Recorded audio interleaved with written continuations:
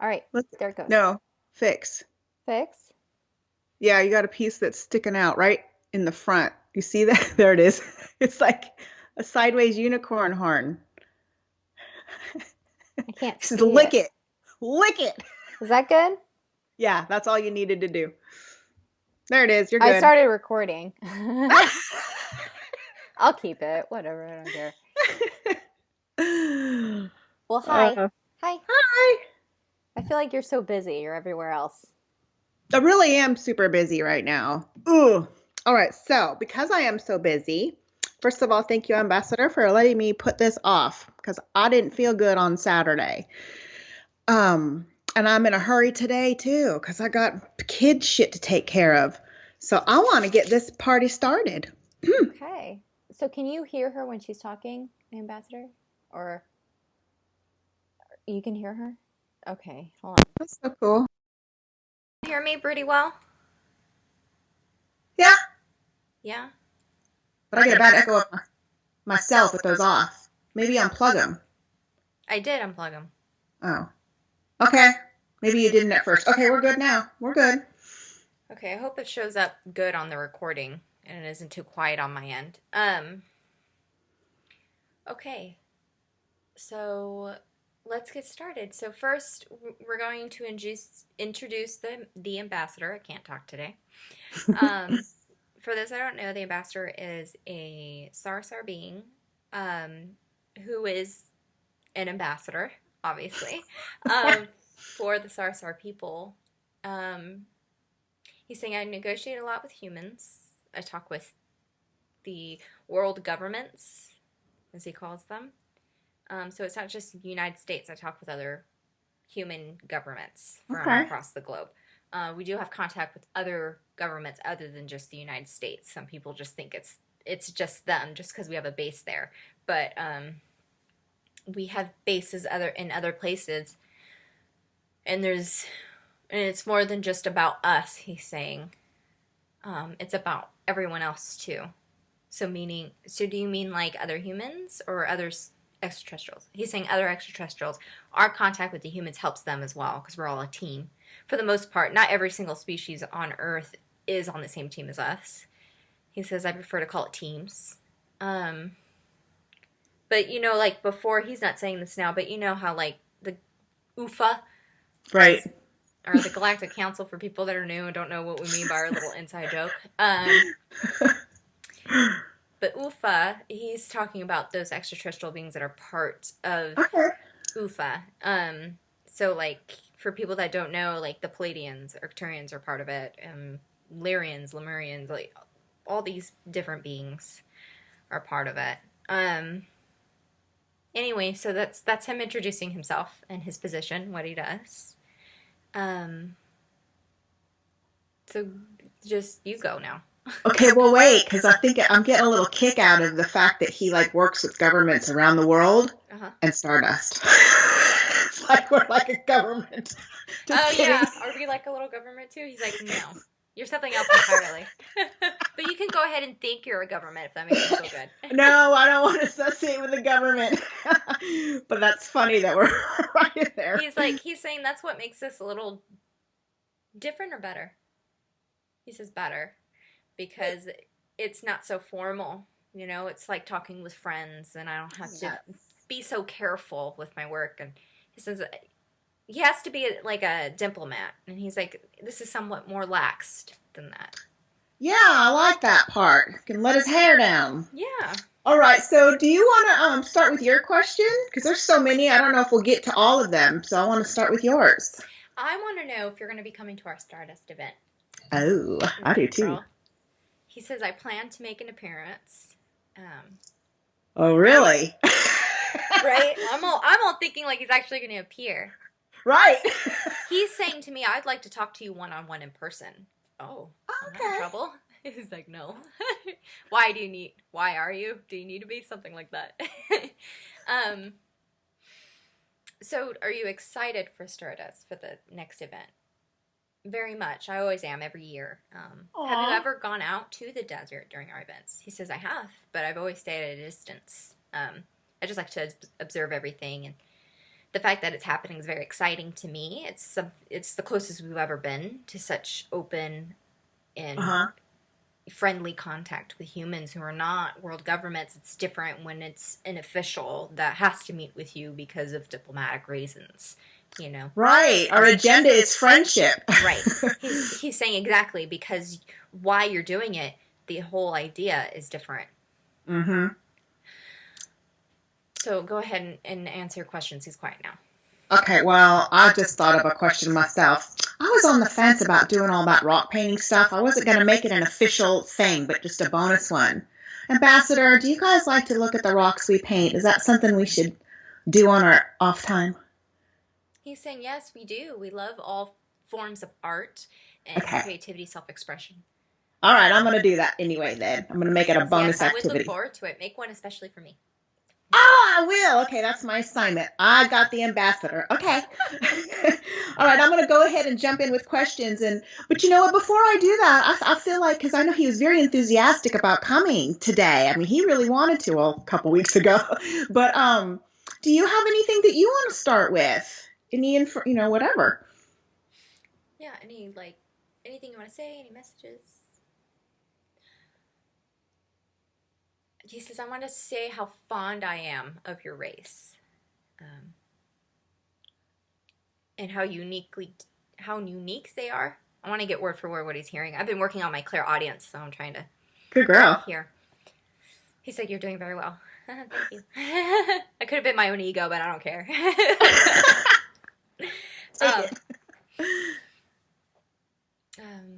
He says that's it. I'm excited. I wasn't sure. He says it's my love for your race is why I'm here and why I continue to work with humans and humanity. Okay. So... I'm thrilled to see your progression throughout time. He's like, because I've been alive for a long time and seeing where you're at before and where you're at now. I've seen the growth spurts you've hit and the waves. He calls it like the grooves that you've hit. He's like, I would say you're hitting another groove and you're going to come out wiser than before. You still have a lot of learning and growing to do, like we all do. My own species has its own growth spurts to go through, its own grooves. But I'm excited to see where you will end up. It's like watching a father watching their child grow up, and he's like, not that I see myself as the father of all of you. He says, I'm not what? I'm not God. What you perceive God to be. But, because I feel a sense of kinship. It's like watching your friend step into their own. That's sweet. Yeah.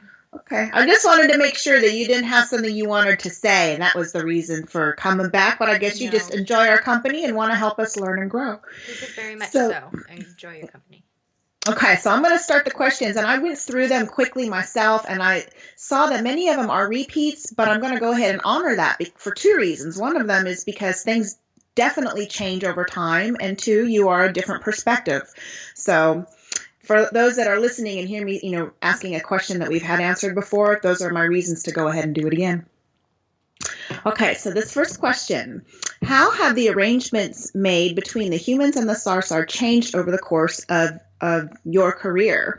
You have seen so many generations of humans come and go. What changes have you personally recognized in humans, and what changes have come to the Sarsahr due to their interaction with us? He's like, for us, our changes haven't been so drastic as it has been for you. He says, because you're a young species, a lot of your change and your growth seems very quickened. He's saying it's very fast. You go through time much faster. It feels generations go through much faster, and that's because you're still so young. And as you become an older species, things tend to slow down because there's not as much growth that's needed, or you can think of it as you're growing through things that are going to take much longer to get through. But he's saying, what is the okay, sorry.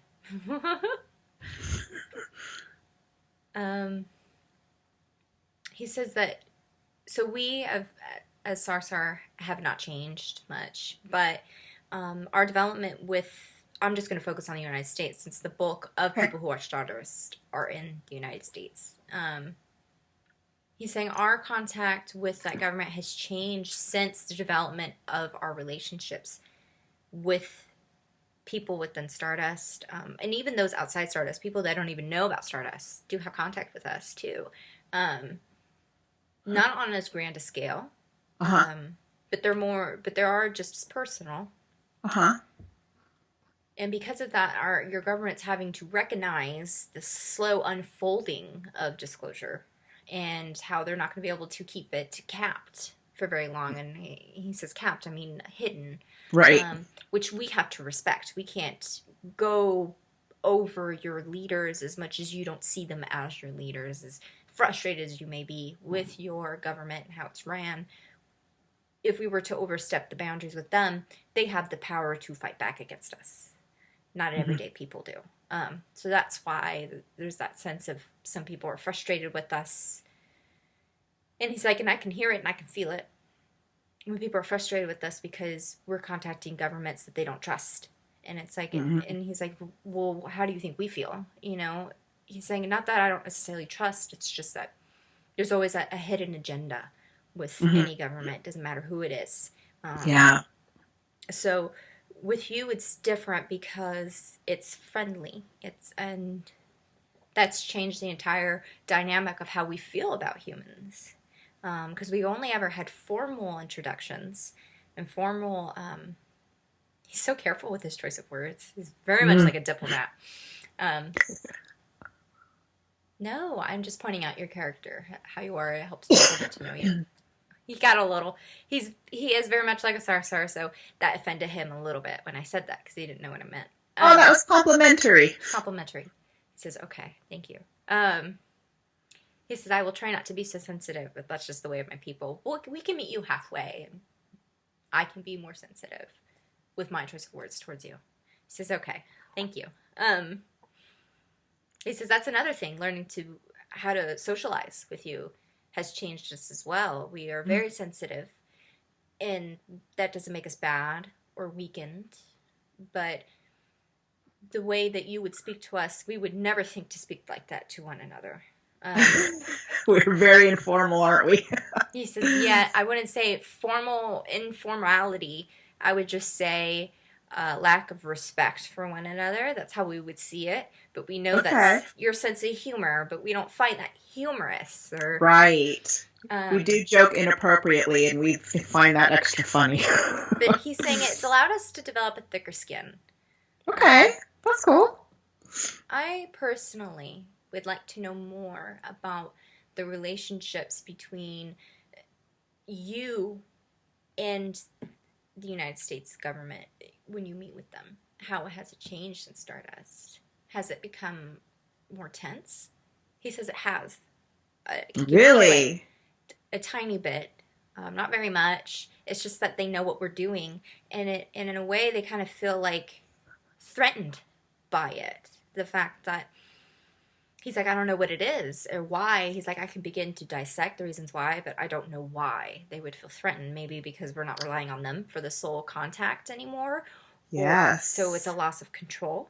They don't get to keep their secret. That's how I feel. And he said also that too, the control over the people as well.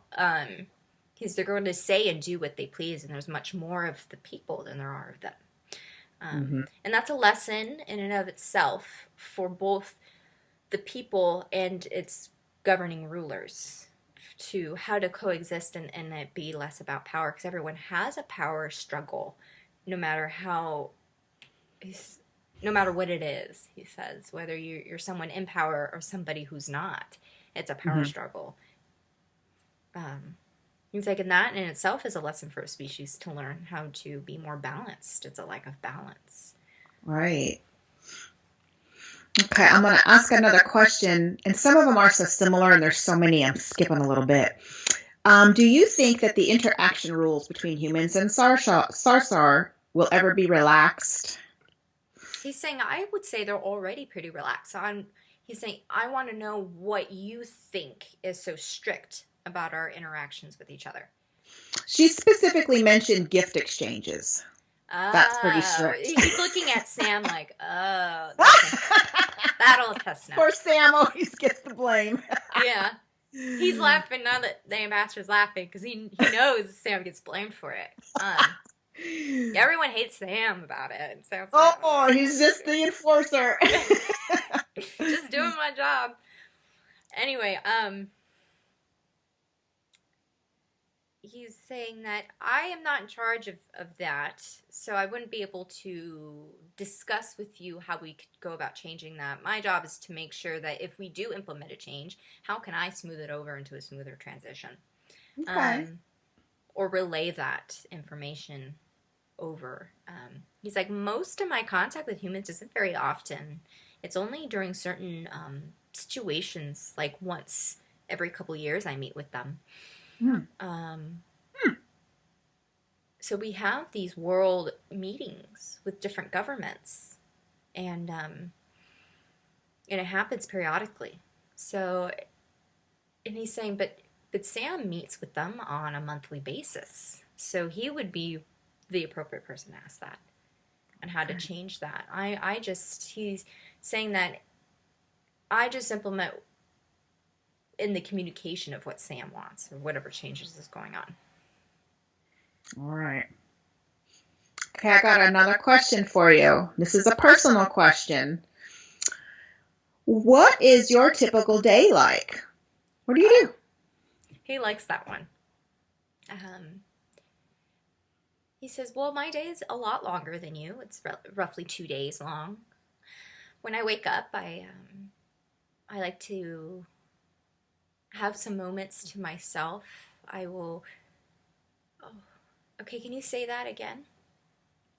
It makes me want to cry. He says, I revisit memories. Oh.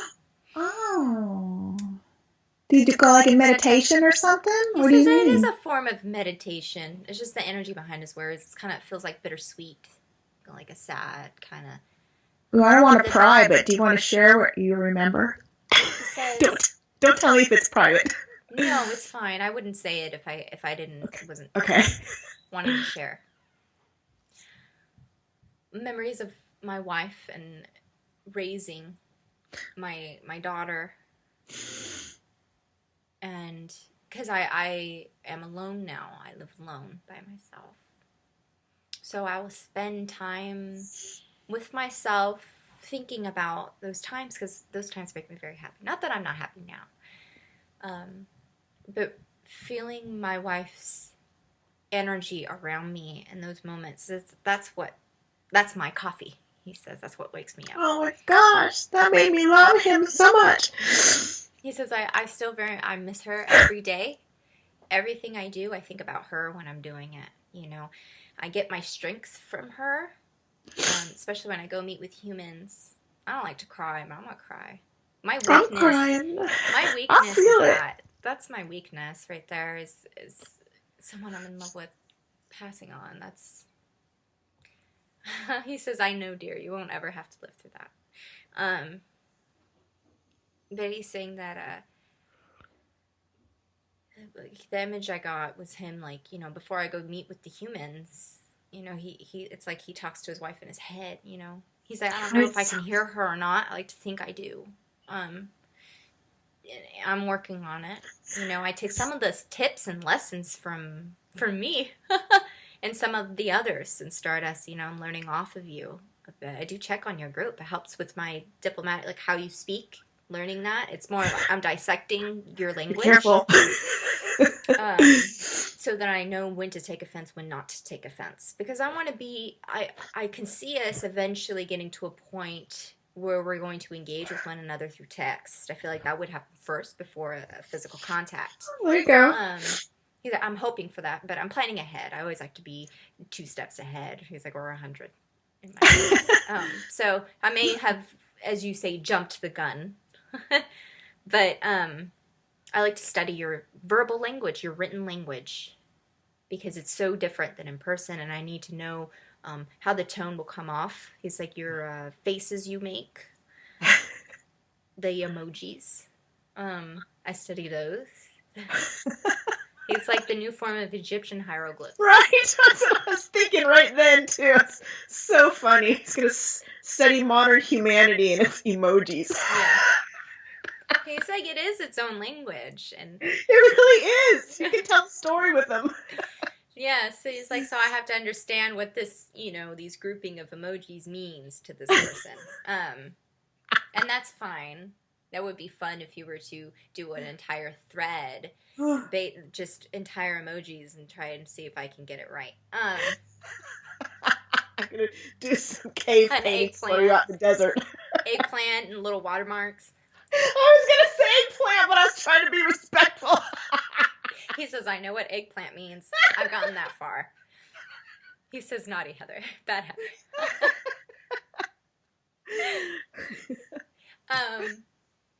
But anyway, back to what you do on a daily basis. I'm sorry, we got you off track. He says, no, you didn't. I participated just as much. But he says, but he gets his strength from his wife. He says, I do. Everything I do in her name every day. Right down to when I eat. I feel as though her spirit reminds me, tells me, eat. So I feel her with me every day. That's what my day is just living in her spirit. That's so beautiful. That's so sweet. We're going to keep you. Oh. Yeah. And my daughter, I love it when my daughter visits. I know how busy she is. Sometimes I will go see her just to be with my grandchild.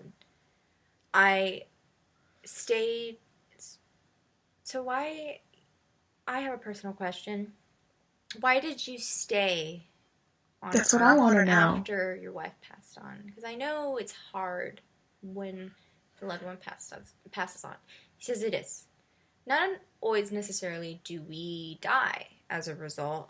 It's often we do. And he said, and I like to think it's because we choose to. It's always a choice.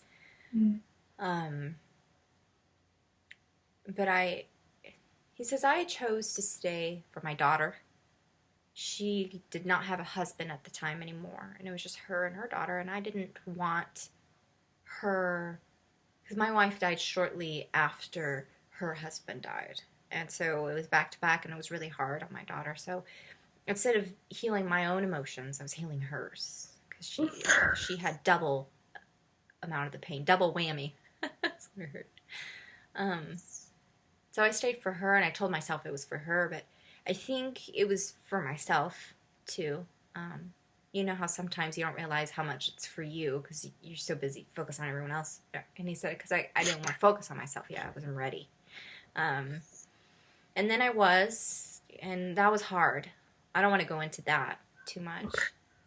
It's not important because I'm feeling better now about it. And I want to stay because I also feel it was very important to my wife as well that I continue the work I'm doing with humans, being this diplomat. So I'm doing it for her, too. She helps guide me through conversations with humans, what to say, how to say it, what they mean. He's saying, I feel she's helping me right now. That's so sweet. Isn't it interesting, too, that father and daughter both had that same parallel in their lives? He says, oh, yes, and I knew how painful that was, and I had told her, felt if she was ready to go because he had gone, I'd be okay. It's going to be okay. He said I probably wouldn't have survived had she gone as well, but because that's my whole family. Yeah. Not for me anymore. He said I'd just be this lifeless shell. He said, and at that point, there's no point in staying. Right. We're not quite as resilient as humans are with their emotions. Humans bounce back eventually, if ever. But they do. They stay alive much longer than we could. But he went quiet. So. Okay. Oh, that was sweet. Thank you for sharing that very personal part of you. Okay. What was it? Okay. How did they first contact and meet the U.S. government? And I know he's being silly, but did they just fly up to the front gate and call them on the phone or radio, or who called who first? What was that like? He's like, yeah, I picked up the phone and what up? We're here. So what are you gonna do? Where are we gonna meet at? Right. We can go to Denny's, something like that. Uh, so that was an interesting turn of events when that happened. The United States was not formed when I was growing up, and our contact first began with the Native Americans, um, and then the settlers came, and then it moved on to the settlers. But it was never quite as formal with the settlers as it was with the natives. Natives, we had an understanding; they weren't as afraid. Um, I would say, because they had a deep spiritual sense to them that your world now lacks, your society now lacks. It's slowly gaining it back, but at the time they could sense energy. They could sense we came of a good place. Mm-hmm. And they said that, you have your world, we have ours. They could recognize we came from different worlds entirely. It's more than just about different cultures. It's a different place entirely that we came from. Mm-hmm. And it'd be hard to try and force a middle ground to happen. Because their shaman at the time knew that our middle ground was so different. We couldn't even begin to fathom constructing one. So it was agreed upon that we would live together but separately. We had our own areas we lived in, and he's saying, but if we were ever to be in danger, to any extent, they would help us. They lend a helping hand. Okay. But they understood that we couldn't quite return the same helping hand Uh-huh.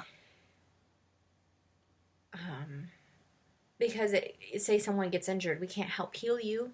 And Right. it would go against our ethics and in the technology. You have to think about how they thought. They didn't even understand what, the basic medical attention was. They didn't really have that. Right. I get that. Yeah. So there had to be a sense of boundary on our part because of our own rules. Mm-hmm. Because we didn't want to intercede on their behalf. And so he says that I remember that my father, he was the ambassador before me. I followed in my father's footsteps. He would meet with the native chieftains, and every once in a while, just to let them know that we're still at peace with you.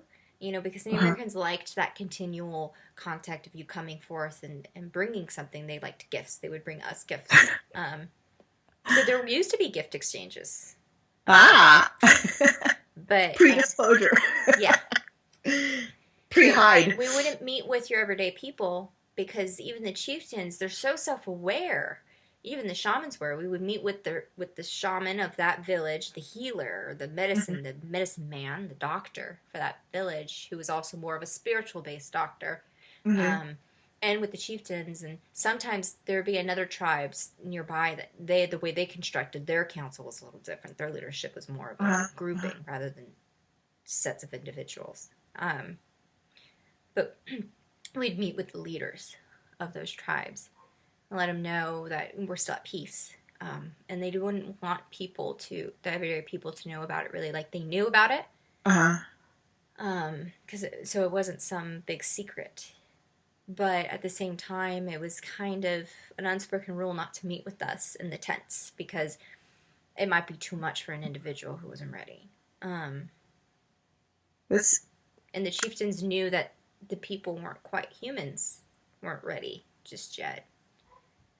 So, and he's like, it was interesting. Sometimes the tribes, what they would do, they'd prepare themselves spiritually for the meeting. Like they understood how energy worked and how to them, we were at a higher vibration, so they'd have to raise theirs up as much as they could. They would do dancing and songs and healings and fill the room with smoke and do this ritual before meeting us. And we appreciated them trying so hard to meet us this halfway. Even though it was quite unnecessary. In the desert. Yeah. But that was the contact with them. And then the settlers came and we offered help at first. Some people don't know that. My father had offered a helping hand to a chieftain, saying, if you need, you can seek refuge where we're at. We'll help you transport your tribe further into the desert where we're at. And we'll keep you safe. We can only do so much, though, before it would go against our ethic, too much interference. Mm-hmm. But we would help you move your village. That's how we're willing to help protect them, is to help them move away. Well, that's all right. That's not too invasive, I think. Right. It's because it would take them months, and it would be such a treacherous, hot journey. It would be so much quicker if we were to help aid them. But the chieftain said, no, we have to let... He was very open about how the spiritual journey of things, the bigger picture. Interesting. And that's how much we really greatly respected about Native American cultures, at least the ones we knew. It's something that the settlers very much lacked. There's such an opposite. And it was our first time coming across something like that as well. And he's saying our older generations had contact with different humans who lived in different parts. But those were hundreds of years ago that not even my great-grandparents would know of, so long ago. Almost like a lost history. But when your country formed itself, it still hadn't quite come to where we're at just yet. Okay. They were still moving west, from what I understand. It wasn't until the base started to be formed and you guys got advanced enough that you guys were flying. You guys were, this is around World War II era. He says a little before that. So our contact with the United States government is fairly new. We had a base there in that area where we have our base now. And that's, and it was less about us needing, we knew we'd had to make contact eventually because you're building a base. And what if you were to expand to our point and we'd be like, hey, we're here. Hello. He's like, you're building on my backyard. But we know at the same time, land cannot be owned. You still have the mentality that land is owned. You own this. This is your boundary. This is your country. And with knowing that train of thought that you guys have, we had to tread lightly. We had to be proactive. He's saying in that, and because we're part of a greater council, they advised us as well. It's time to meet with these new governments forming. Because we don't like to be invasive. We like to be as observant as possible. But what humans don't understand is the planet's not just about you. It's not your planet to own. Yes, you come from there. It's as much yours as anybody's, though. Mm-hmm. And that's something that humans are learning right now. They're still stuck in the mind frame that the land they were born on is the land they own. And that's something Native Americans, and not just Native Americans, but older cultures understood. You can't own land. Mm-hmm. You can fight over territories, and I know some tribes fought over territories. But it was just because someone was impeding on a mutual peace, trying for control. It was more of like fighting back against somebody who wanted more greed, more power. So it was less about this is mine, more about like stay in your spot. Don't impede on us. So that's like as if we were to come in and be like, this is ours now. We build our base here. We're more advanced than you. He's like, if you think about it, we could hurt you if we wanted to, but we haven't because we don't want to. I don't know. Some people might take that as shocking, offensive, but if we wanted to, we could have harmed you by now. And we sounds like a truth to me. So thank you for being nice to us. Yeah. He's saying we have no want nor need to want to hurt you in any way, shape, or form. So it's more of to let you know that we're not here for any bad reason. Right. If we wanted to have hurted you, we would have done it. Yes. Right. I get it. Yes. And so since that's not on our agenda, it haven't happened and never will. What's interesting to me is the way you said that, and I get how humans weren't sophisticated enough for a lot of the more advanced help you could have offered them, but it's interesting to me that they did have a sense of knowing that you guys are just too different to meet in the middle, so let's just stay in our places. Yeah. That's interesting. fact that they're like that. I need to get close to mic. I keep forgetting I'm not plugged in. I really hope we could still hear me. I can hear you okay. I think it will be all right. Okay. Can I, another Yeah, one? you Ready? go. Okay. So speaking of the, the fact that you could, I mean, that's a good segue. You have the technology to do damage. Somebody wants to know if what would happen, what would you take out? Would you take personal action like Sarsahr in preventing some kind of nonsense human nuclear catastrophe or something? Or would that be UFA or? To what degree is this nuclear disaster happening?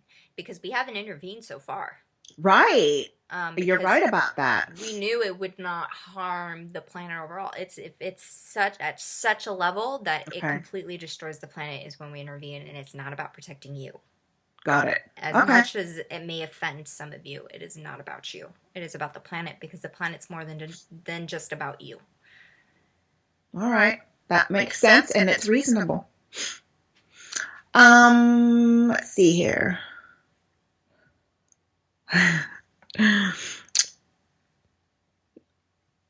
Okay, I'm gonna go with Reno's question. Sweet Reno's just wondering about. Oh, I'm like, for some reason I blanked. I'm like, Reno. I was thinking of the town Reno. I'm like, okay. And I'm a little bit curious about your answer too, because and I was there for this. It was at our Stardust event. I don't think it was last year. I don't know which one it was, but one of the years, Reno flat out said, "I am done with humans, and I would like to go live with the Sarsahr."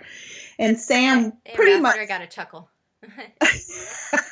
And Sam had a good point. He said, and he spoke on behalf of knowing humans, and he made a lot of sense. He said that it may sound very appealing to you right now, but if you were to put yourself in that situation, it'd be a bit of a culture shock, and you might not be as ready for it as you think you are. Yeah. What does the ambassador have to say to Reno when he says, "I'm ready to come live with you"? We will not accept you, the ambassador said, not because we do not like you as a person, but because we are also not ready to have humans up among us. That's a good point too. You have to think about us. Yes, so we're willing to. Same thing. You can't meet in the middle. You're not there yet. Right. He's saying we're willing to meet in the middle, and that we're ready to integrate into your culture to a certain extent with contact and communication. In terms of living among you, though, even on other planets, we don't quite live as much among other species as you might think. It's like, I see some of your sci-fi movies, and I love the idea that you guys have, that we all intermingle and shop at the same stores and live in the same drink at the same bar. He's saying, but there's a sense of a separation in that we have our own cultures. We're all our own individuals still. So we do not find the idea of drinking at a bar to be appealing, nor living in an apartment complex, nor shopping, although our women do enjoy the shopping as well. But that may not be the same for another species. How we live and how we behave would not be suited for your environment and what you think would be right way to live. So this is a perfect example of humans learning individuality from collectivity. And you can still be a collective, but still be your own individual within the collective. And humans have yet to fully comprehend that idea. It's either you're your own individual and you're entirely separated, or we're all together in one big clump. These things. So you have a bit to learn in that. And you're getting there, but you still have some things to learn. So no, that will never happen during your lifetime, I'm sorry to say. But I am honored and I am touched that that's something you would strive for, and that you think of us in such an esteem. Yes, that is I'm sorry sweet. to disappoint your heart. Aww. Okay, so I'm going to move on. I hear this name all the time, but I live in a cave. I know you live in a cave too, but you know a few more names than I do. I think it's just because you're young. That's the only reason, and don't have a bunch of brats running around. Do you know, I don't even know if I'm going to say it right. I guess I don't hear the name, but read it. If Elon Musk is aware of the government being involved. I don't even know if he knows who Elon Musk is, so maybe I shouldn't even feel. He says, yes, I'm very much aware who Elon Musk is. Okay, I don't know. So here's the question. Okay. I kind of know. He's some rich guy that does space stuff. Something. Okay. Rich guy that does. See, I didn't know if he was a musician. I get him confused with the name Post Malone. They're the same person to me, and I don't know which one's which. I don't even know who Post Malone is still. I don't know who that is. I don't know who that is. I think he's the musician. One of them is well, apparently he's the musician because Elon is the spaceman. Okay. Spaceman. Okay. Do you know if Elon Musk is aware of the government being involved with ETs? And do they tell him all about it, or is he involved with them himself? I'm mainly thinking about him working with them or knowing about that kind of thing because all of his space stuff and wanting to go to Mars. And I believe he works for the governments with his space stuff, SpaceX. He's saying, I don't know how much of it I am allowed to say because I do not want to step on toes. But because they're private, not that I'm not allowed, it's just that some people's privacy is their privacy. And if you do not know, you should ask them directly. So it's kind of like he doesn't want to gossip behind someone's back. You don't want to gossip. You don't want to do any shit talking. Yeah. But he says, I will say this. He does know about government contact with extraterrestrials just like you do. So... Right, if we know it, he must. Yes. So that question already seems redundant to me, is what he said. Okay. Now, in terms of him having communication with the government, he has to.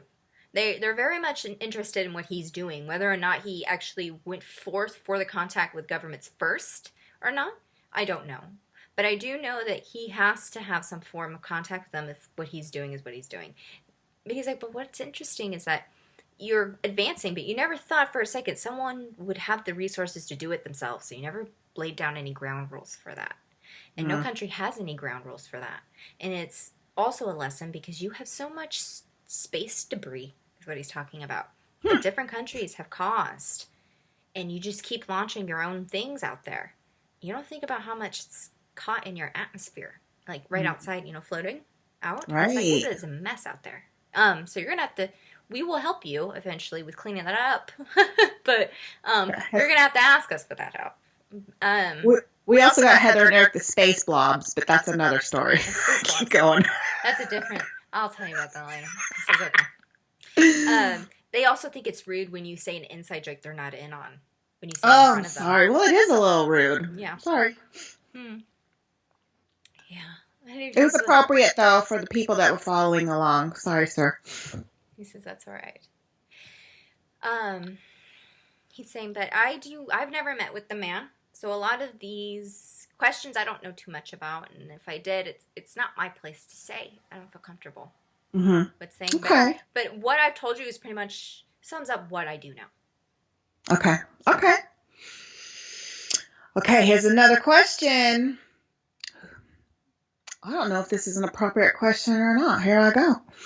Who do you think the next ambassador will be? Who do you think's next in line for your position? Too sweet. Thank you. He's like, hopefully Heather. Oh! If she's not already. He's asking me questions. He's like, would you accept that position? I would. I really would. If it was ever formally introduced to me. I think he looks at him. Oh. Here it is. He's like, I do not have the authority to do that, but if I did, you would have been dubbed one already. Oh.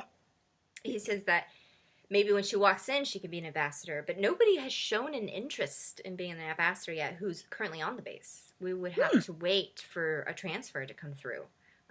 But I don't plan on retiring anytime soon, he says. So we don't. There you go. That's why nobody's interested, because they know you're the man.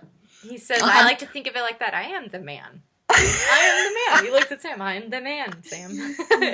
I'll have walk-in Heather submit some applications. She's getting real good at that sort of thing. Oh my god. Okay, so is being an ambassador well, do you consider yourself an ambassador to humans as well? I know do. that's what we call you. I Okay. do. Do you feel that being an ambassador to humans, is it considered difficult as being an ambassador elsewhere? Are we a fussy people? We He says difficult? somewhat, only in that he's saying I don't know how to say this in a kind, caring way because I know what I say may get back to your government. Oh. So this is why I'm very careful They're with going my to have choice to of just words. suck it up. He says no, they do not have to suck it up. You will have to suck up not getting the answer. I would say he's really trying to work out this sentence in his head. He's like pausing, like thinking for a second, like what? How do I say this? I would say that some of the things you say is not what you mean, and that's where it gets frustrating. Okay. There's an underlining meaning to your words and to your actions. I won't say that then. Can you sense that our truth underneath our words? Yes. You Ah. cannot lie to us. See, I gotta. Yet you try, and yet we know. So he says energy never lies. I say that. That's true. I can't pull anything over on H. She feels me all the time. You gotta clean with the girl. Oh, do you ever watch the show Star Trek? No. I've heard stories. I've Okay. seen your Star Wars. He says, no, wait, I think I saw the new Star Trek movie. Okay. Years ago, though. But it was in a theater on a big screen. And I saw it. I do like your sci-fi movies because it helps me to... It's more for a study experiment. Because it helps me see where you're at. How would you respond if you were to make contact with you right now? Depending on how you perceive it in a film. Interesting. It's changing a little bit, huh? You're not such big scary monsters. We want to be friends with you guys. And he says, yes. Half and half. Yeah, there's some of those going. So, when is the last time you went to the movie theater? Aren't you too tall to sneak in? Somewhat. Did you go to the movie theater? I did. So you went into Vegas? No. Okay. Oh, maybe there's one on the... I know you guys have... Oh, yeah. He's like, you should know this, Heather. You've been there. I have. I remember. Sam's like, if she remembers. I do remember. He's saying we get access to certain movies. Okay. He's saying, I want access to Netflix. Give him my account. You can have my account. Actually, I'm on someone else's account. I don't know whose account Right. I'm on somebody Passing else's. that around. Find ways to cheat our... Yeah, I know. I have Hulu, though. Hulu's like Netflix, but like I find it a little better. You can watch The Real Housewives of Beverly Hills with me. Oh, that's not true. You're watching some other show. That Vegas stuff is not on Hulu. That's okay. We'll talk about that later because I spied on it. Okay, let's keep going. That is a good show. Sam, he turns to Sam and he's like, "What's The Real Housewives of Beverly Hills?" Sounds like it's awful. Women screaming at each other. It is awful. It's such a guilty pleasure, though. Gwyneth is here. For people that don't know, the ambassador is Gwyneth's father, the teacher. Hi, Gwenny. Gwenny, do you watch The Real She Housewives? says, I do. When she has it on and I'm there, I like it. I like it when they go shopping. I like looking Oh, at their gotta go with clothes. those girls. They have their life so Gwenny, easy, but they make it so complicated. She's saying they have their life so easy, but they make it so complicated. You're right about that. It does kind of show you that in all walks of life, there's always going to be a problem or a drama or a hurt feeling. It doesn't It's matter. almost as if they're bored and they're trying to find something. She's saying it's almost as if they're bored and they're trying to find something. Yeah, they're looking to stir up trouble. Well, stirring up ratings anyway. Okay, next time I watch that stuff, I'm going to call on you to come watch it with me, Gwenny. Woo, definitely. She got all excited. Let's see. Oh, that's cute. When you said that you were excited, or that ambassador's excited to come on. Yes. Let's see here. He says this is a very long interview. It sure is. Not that I'm actually going to complaining. cut it. I'm going to cut it short because we've gone through pretty much the questions. So I'm done. I got to take my kid to the dentist soon. Oh, that's right. So I want to invite any of the three. We got Gwenny, Sammy J, and Ambassador. especially the ambassador, since this is your day. Do you have anything that you want to add, a parting message or Says anything? I'm very proud I got to be here to speak like this. Thank you for relaying my words, said to me. And I hope to do it again sometime. I would love to make this a I don't know what that word he was saying, but a habitual thing. Okay, okay. Because maybe there might be certain questions. Because I am an ambassador. I am an ambassador not just for Sarsahr to human relations, but to Sarsahr and other species relations. So I could give you information of how that's going and. I would, yeah, that totally interests me. I know enough about humans, been there, done that. But I'm so interested in other races, other species, other races, other, the ways you guys communicate and met and all that stuff. That's what fascinates me. So I would love for you to come back and share that with us. Absolutely. I'd be honored. Anytime you ask of me, I'm more than willing. I have a very open schedule. Okay. And you know what? I really enjoyed, having a little fun with you and rattling each other's chains a little bit. And I'm very excited to paint you a special rock out in that desert. All right? I look forward to it. Okay. All right. This is goodbye, ladies. And goodbye, everybody who watched it. Goodbye. Bye, guys. Okay. Well, Snap's still here. Gwetty's still hanging out, but I think the ambassador left. Snap time for... No, almost I can't take Heather nap, J. I have to get up early for work tomorrow. I just called you Heather J. It works. Oh my goodness. Was there anything I needed to say? No. Get your Stardust tickets. We'll say that. Stardust tickets, yes. Because if you're planning on flying, it's cheaper to get your plane tickets in advance. Truth.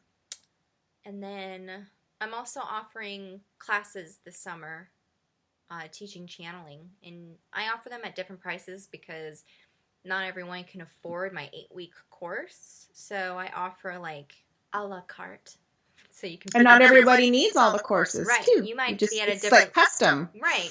So you can customize it how you want, and each level there's 4 levels total, but each one is like $65 each. So you can choose 2 and save a couple $100. But if you want to do all 8 weeks and learn from the very beginning how to channel and get up to the last level, I'm not going to promise you mastery because I believe that channeling can't be mastered. It's always ebbing and flowing and growing as you are. So I can get you to a certain point where you can start to feel more confident to do it yourself. But anyway, the 8-week course is a little expensive, but it's $230 for 8 weeks. But that includes 4 courses, which is 8 weeks long. And then that also includes the shipping costs and the tax because I live in California and it's very expensive here for the tax. And it includes your class items like a pendulum.